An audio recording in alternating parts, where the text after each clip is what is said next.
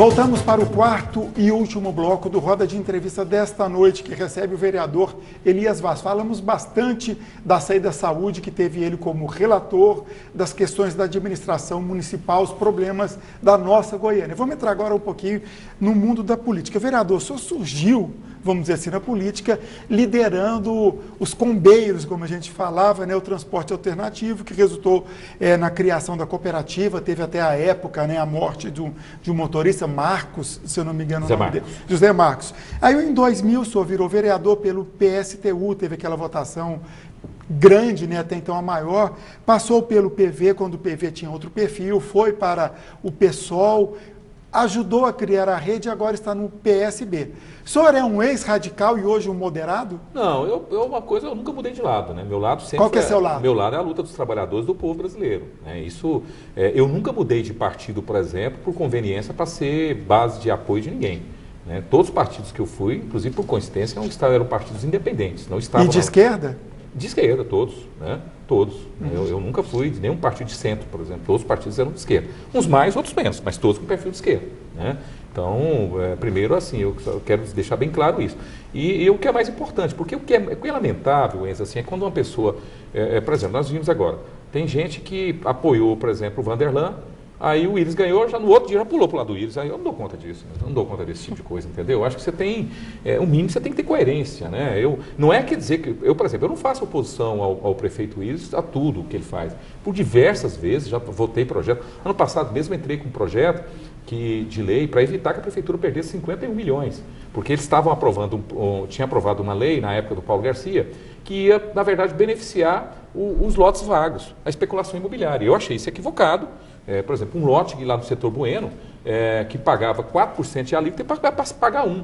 Então, quer dizer, se pagasse 4 mil, ia passar a ser R$1.000. Eu falei, olha, isso não tem cabimento, entendeu? Então, entrei com um projeto, quer dizer, aí eu fiz isso por quê? Porque é por questão de interesse público. Ah, para o prefeito foi bom? Claro, deixou de perder 51 milhões? Claro que foi. Mas eu acho que é um dever meu. Então, agora, eu sempre fiz política com coerência, né? Eu, por exemplo, estou no PSB porque eu acredito que o PSB tem um diálogo maior com a sociedade, né? É um partido a nível nacional que tem quadros políticos interessantíssimos e que, na minha opinião, tem um perfil claro de esquerda. Tanto é que na sua resolução última agora do Congresso, tirou uma decisão que não apoia o Alckmin.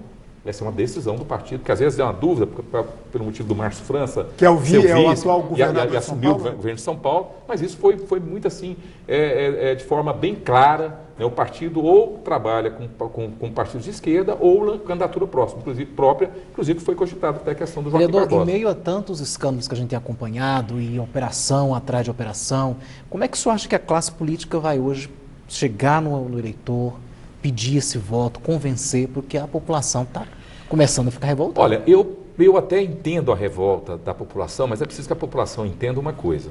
A política é o instrumento para se resolver as situações, inclusive desagradáveis que existem. Eu até falo, quando alguém fala para mim assim, não, eu não quero saber mais de política não, eu falo, alguém vai decidir por você.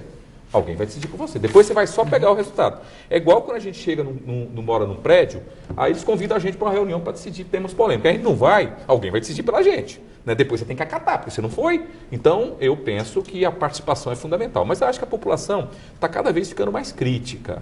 Eu acho que aquele discurso fácil, aquela situação assim de promessas vazias, eu acho que a sociedade está ficando bem mais amadurecida. Uma coisa que é importante no processo eleitoral é a gente combater a situação de que porque a gente fala assim, mas o político é desonesto porque compra o voto. Mas quem vende não é também, não? Né? Então nós temos que fazer esse balanço, porque quem vende o voto também está fazendo coisa errada, ajudando a eleger político corrupto. Né? Então é preciso que a sociedade também denuncie, diga um não a esse tipo de situação. Voto é uma coisa séria, né? A pessoa tem que olhar, independente de quem ela acredita que seja boa, mas ela tem critério, analisar e realmente votar em pessoas que tenham realmente compromisso com a sociedade. Vereador, sobre essa questão de credibilidade política, chegou aqui a pergunta do Heitor, do Parque Anhanguera. Ele pergunta, volta um pouco no tempo, tá? A relação do senhor com o Carlos Cachoeira, visto que na época da Operação Monte Carlos foi divulgada conversa do senhor com o Bicheiro. O que de fato Bom, eu conheci o Carlinho, né? Eu até digo uma coisa muito simples, né? Eu nunca, nem o Carlinho nunca me pediu para fazer nada de errado, até porque acho que ele me conhecia, né? Conheci ele, conversei com ele várias vezes e encontrei por telefone, né? Você pode pegar as gravações, não tem nada. O senhor nunca foi investigado? Não, nada, não tem, até porque não tem nada, não tinha nada que eu pudesse oferecer para ele e ele também nunca me pediu nada para fazer nada de errado. Eu tenho que reconhecer isso. Então foi basicamente isso. Não tem nada. Agora, é claro, depois que veio esse escândalo todo envolvendo o nome dele, qualquer pessoa que teve contato com ele acabou tendo um desgaste. Na época, inclusive, as pessoas ficavam pensando assim, bom, daqui a pouco vem alguma coisa, vai vir alguma coisa, porque conheceu, vai vir alguma coisa. Mas acho que o tempo falou por si e foi constatado que ficou bem claro que eu nunca tive nada de errado. O fato de conhecer uma pessoa não é crime. Tá isso. Vereador, como é que vai ficar a composição de chapa do PSB esse ano, né? Porque o PSB até agora ainda está na base do governador, mas o senhor também já deu algumas declarações falando que apoia o Daniel Vilela numa possível candidatura aí ao governo. Veja bem, eu tenho um profundo respeito pela senadora Lúcia Vânia, tenho tido assim, uma convivência muito boa com ela. A senadora é muito boa para a gente tratar os assuntos, é uma pessoa que respeita muita gente. Primeiro, assim, vamos separar as coisas. A senadora Lúcia Vânia, todo mundo sabe que tem uma trajetória, né, de construção desse projeto do PSDB. Todo mundo sabe disso, né? Eu tenho uma outra trajetória. Eu já disse para ela, olha, eu não tenho condições de apoiar esse projeto, né? Então eu conversei bem claramente para ela, não vou apoiar o projeto de reeleição da estrutura da base aliada, eu já manifestei publicamente e achava, e continuo achando, que talvez o melhor caminho fosse para a renovação. E eu acho que quem poderia significar alguma renovação é o Daniel Vilela. Então eu tenho dito isso, coloco de forma clara. Agora, nós estamos vivendo uma outra situação hoje, né? Que é uma situação de constrangimento que eles estão colocando a nossa senadora, porque a Lúcia Vânia é uma pessoa que tem uma história, né? Foi ela que foi relatora da Lei Maria da Penha, ela foi a pessoa responsável por implantar o PET, que é o Programa de Erradicação do Trabalho Infantil, quer dizer, uma pessoa que tem, sem falar a defesa que ela faz de todos os municípios de Goiás. Ela não olha para partido político, todo mundo sabe disso, todos os prefeitos respeitam ela, até aqui em Goiânia, ela vive brigando para trazer benefícios para Goiânia, todo mundo sabe disso, né? Então ela é uma pessoa muito respeitada como defensora dos interesses de Goiás. Agora, ela tem que ser exposta a falar que vai concorrer, que vai ter que disputar a vaga com alguém, olha, a gente, aí não é nem ela.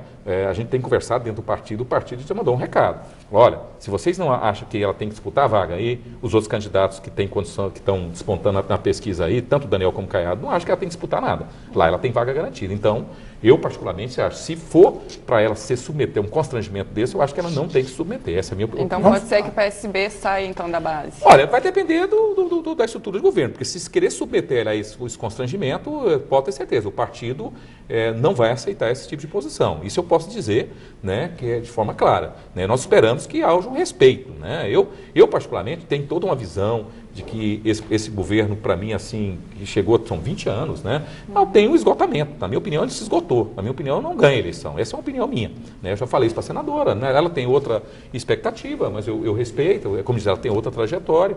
Mas, entendeu? Agora, no mínimo, nós vamos exigir aí o respeito à própria história da senadora, que tem que estar no seu segundo mandato, inclusive. Vereador Elias Vaz, passando para a conjuntura nacional, ontem, se eu não me engano, o presidenciável do PDT, Ciro Gomes, foi sabatinado pela Folha de São Paulo e pelo SBT, se eu não me engano, e falou realmente que está namorando, vamos dizer assim, com o PCdoB e o PSB, e gostaria muito de ter esses partidos já no primeiro turno, numa aliança de centro à esquerda, de centro-esquerda. A sua opinião? Bom, eu particularmente, a minha preferência seria o Joaquim Barbosa ser candidato do PSB.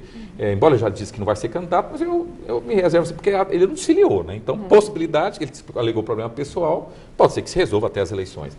Mas não sendo, e dentro desse cenário que está aí, eu acho que é uma candidatura interessante, né? Eu acho que dessas que estão aí, na minha opinião, se dependesse de mim, eu, sinceramente, eu opinaria por apoiar o Ciro. Eu acho que seria uma candidatura... Você acha que Marina sozinha... Acho difícil. A Marina, para mim, eu ajudei a construir a rede. Tenho um respeito pela Marina, uma pessoa que não é uma pessoa que tem dignidade, tudo, mas para mim ela cometeu um erro muito grande, né? Quando eu era, assim, por que eu não fiquei na rede, ajudei a construir, e depois que a rede foi legalizada eu não fiquei? Eu não fiquei pelo seguinte, a Marina, para mim, ela teve dois problemas, né? Primeiro, ela não respeitou a posição do partido. Quando ela fez a reunião no segundo turno, Dilma e Aécio, 99% do partido não queria apoiar o Aécio. Uma minoria achava que tinha que apoiar a Dilma e a grande maioria achava que ela tinha que ficar neutra. Ela tomou uma decisão só dela de apoiar o Aécio. Então, para mim, ela mostrou duas coisas. Um erro político grave, que aí mostrou quem é o Aécio, a história mostrou, e um erro, inclusive, de concepção de partido, porque um partido ela tinha que ter ouvido. Ela é uma pessoa muito dela. autoritária, centralizadora, a Marina? Olha, nesse aspecto, na minha opinião, acabou sendo, né? Acabou sendo, pelo menos, ela sim, uma concepção de partido centralizada na figura dela. E eu sinceramente, não estou disposto a construir um partido dessa forma, né? Que fique centralizado apenas numa pessoa. Então, eu respeito, ela tem uma história muito bonita, é inegável, não tem jeito de falar que a história da Marina não é uma história de respeito, é uma pessoa de superação de vida, né? Superação, uma pessoa que você não vê uma mácula na vida dela, na questão da honestidade, mas eu acho que politicamente ela errou bastante. Vereador, como é que o senhor tem visto, por exemplo, essas tentativas de mudança realmente dessa reforma política que a gente esperava que realmente uma reforma de verdade e acabou-se mais uma vez se fazendo uma coxa de retalhos, uma coisa aqui, outra acolá? Olha, eu fico assim, por isso que eu falo, a minha grande expectativa da reforma política é a cabeça do eleitor. Porque, por exemplo, o pessoal fala assim, não, mas agora vai ter restrição à questão de financiamento de campanha. Beleza, vai ter restrição, realmente. Uhum. Mas e o Caixa 2? O Caixa 2 existe antes. Vai continuar existindo. Mas tem gente que acha que Caixa 2 não é crime, Pois né? Ué. Então, esse é o problema. Então, eu fico imaginando, assim, porque quem tem muito dinheiro, né, assim, é a mesma coisa do problema de compra de voto. A lei antes já não permitia compra de voto. A fiscalização vai aumentar na questão de compra de voto? Porque eu fico imaginando, será que esse povo dos órgãos de controle, do TRE, porque a gente vai numa mesa de boteco, conversando lá, fala, fiquei sabendo que o cara está comprando voto. Eu fiquei sabendo, mas será que esse povo não fica sabendo disso, não? Será que eles não ficam sabendo que o cara da gasolina em troca aí de votos, será que não fica sabendo? Só a gente fica sabendo disso?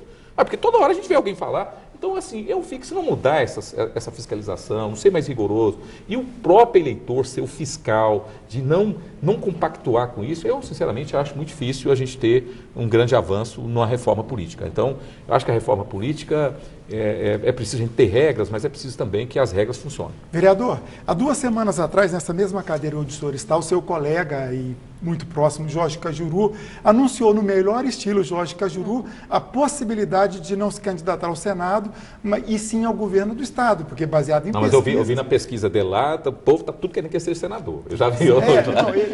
Não da pesquisa do eleitorado dele, mas uma pesquisa que ele anunciou, inclusive, do Datafolha, que ele teria 19%, etc., levantou essa possibilidade. Repito, no melhor estilo Jorge Cajuru. Seria viável a candidatura dele ao governo do Estado? Ou o Cajuru é muito ele, sozinho? Eu acho que ele teria muito mais chance para senador, né? Eu já disse isso publicamente, que minha senadora é a Lúcia Vane, como voto em 2, meu outro senador é o Cajuru. Se ele for candidato, eu votar nele, já disse publicamente.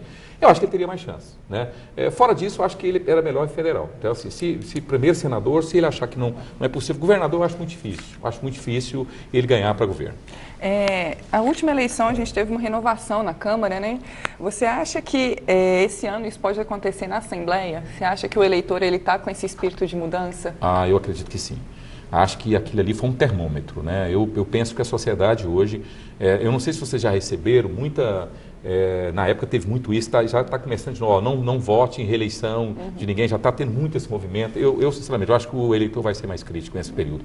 Acho que qualquer um que vá para uma reeleição hoje vai ter mais dificuldade. Então, eu penso que há uma tendência em ter renovação, seja na Assembleia, seja na Câmara Federal. Vereador, nós estamos falando de política, mas como o telespectador tem sempre vez aqui, eu quero voltar, mas uma resposta rapidinha. Primeiro, só constar que o Wallace Damasceno, no setor Bueno, diz que conta com o senhor no Congresso em 2019. Obrigado. E a Semi, morador do Jardim América, como explicar como são fiscalizados os recursos arrecadados com a indústria da multa da SMT em Goiânia? Em cima da pergunta dele, eu até faço um questionamento. Fala-se muito em indústria de multa, mas eu acho que as irregularidades no trânsito em Goiânia são tão grandes e, na verdade, são aplicadas pouquíssimas multas, né? Eu particularmente não sou contra ter fiscalização. As pessoas não podem confundir isso. Agora, muitas vezes também a gente tem a armadilha, né? É igual assim, por exemplo, tem situações que você pode, vou dar um exemplo aqui, você coloca 40 por hora, aí na frente 50, depois 40, então, você vê que é coisa que você vai induzir a pessoa. O que não pode existir é esse tipo de situação. Agora, outra coisa é o investimento desse recurso, porque o recurso, nós precisamos apostar na educação, né? Eu falo do problema de trânsito brasileiro, o maior problema, além da falta de infraestrutura, mas é a educação. Nós precisamos formar, nós precisamos... e aí o dinheiro que é arrecadado, que tinha que ser gasto em educação de trânsito, na sinalização, a prefeitura acaba desviando esse recurso para outros lugares, né? Isso na SEI ficou comprovado. O Ministério Público já tinha aberto um procedimento do ano anterior, que os recursos que foram arrecadados com multa não estavam sendo gastos naquilo que é a previsão legal. Porque o recurso de multa, ele não pode ser gasto com qualquer coisa. Ele não pode ser, por exemplo, pegar o dinheiro aqui para pagar funcionário administrativo de outra secretaria. E a prefeitura estava fazendo isso e mesmo nessa gestão a gente tem dúvida se ela está respeitando o que prevê a questão legal. Então, eu acho que é isso que talvez o telespectador está dizendo, que não está tendo garantia que os recursos das multas sejam realmente bem aplicados. Isso é uma boa observação. Alex, antes de passar para você, só para registrar mesmo, a Eliane Rocha, do setor Grande Retiro, parabeniza o senhor e reclama também do IMAS, mais um servidor público municipal que está reclamando. O IMAS virou uma tragédia, porque o prefeito tomou uma atitude que foi, para mim, uma das mais absurdas. Ele resolveu dívidas passadas ele não pagar, como se a dívida fosse do ex-prefeito Paulo Garcia. A dívida é da prefeitura, né? E pior, com médicos, por exemplo, se é alimento. Então eu deixo de pagar um médico, sabe o que o médico fez? Descredenciou.